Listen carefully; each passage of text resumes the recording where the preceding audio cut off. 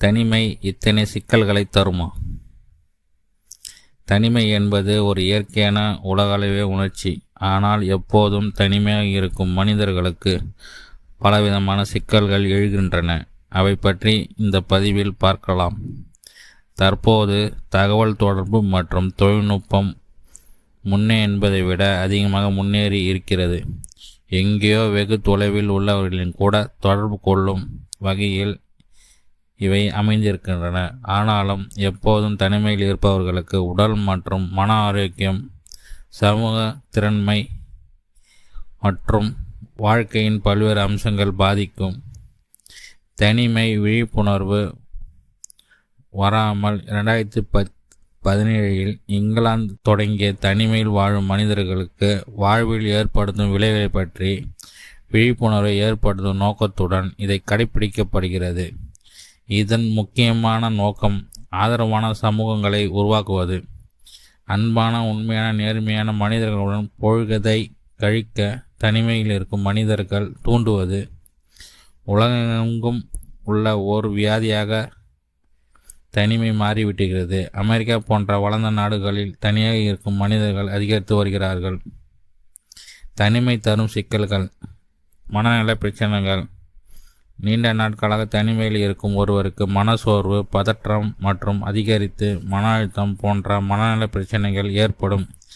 சமூக தொடர்பு இல்லாமல் வாழ்வது நம்பிக்கையற்ற உணவுகள் வழிவகுக்கும். உடல் ஆரோக்கியம் குறையும்.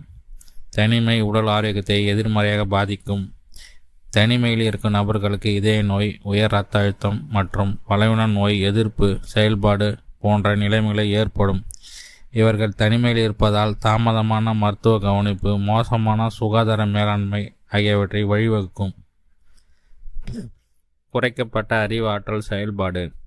அறிவாற்றல் செயல்பாட்டை பராமரிப்பதில் சமூக தொடர்பு முக்கிய பங்கு வகிக்கிறது.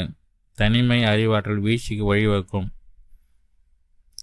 டெம்னிஷியா மற்றும் பெரிய ஆற்றல் குறைபாடுகள் அபாயத்தை அதிகரிக்கும்.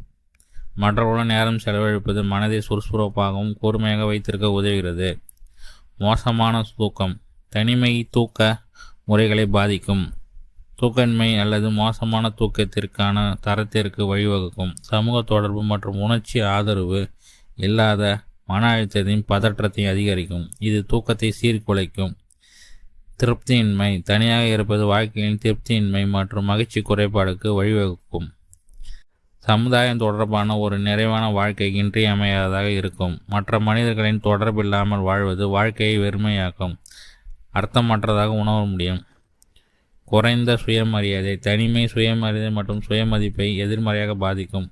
சமூக தொடர்புகள் நமது அனுபவங்களையும் உணர்வுகளையும் உறுதிப்படுத்துகின்றன. அவை இல்லாமல் இருப்பது சுய சந்தேகம் மற்றும் எதிர்மறையான சுய உணர்வு போராட நேரலாம். சமூகத்தின் திறன் சிதைவு.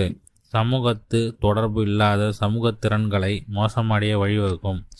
பிறருடன் வழக்கமான தொடர்பு இல்லாதவர்களுக்கு சமூகத்திற்கு மேம்பாடு குறையும். நீண்ட நாட்கள் தமிழ் வாழும் ஒருவருக்கு சமூக சூழ்நிலைகளை அச்சுறுத்தலாகவும் சவாலாகவும் உணர வைக்கும். ஆரோக்கியமற்ற நடத்தை. எப்போதும் தனிமையில் இருப்பது, அதிகப்படியான உணவு, போதைப்பொருள் துஷ்பிரயோகம் மற்றும் உட்கார்ந்த வாழ்க்கை முறை போன்ற ஆரோக்கியமற்ற வாழ்க்கைக்கு வழிவகுக்கும். இதில் உடல் மற்றும் மன பிரச்சனைகளை மேலும் மோசமாக்கும். தனிமையில் இருப்பவர்கள் அதை தவிர்த்து விட்டு தங்கள் பிரியமானவர்களுடன் நேரம் செலவழிக்கவும் அவர்கள் சேர்ந்து வாழலாம் என்று கற்றுக்கொள்ள வேண்டும்.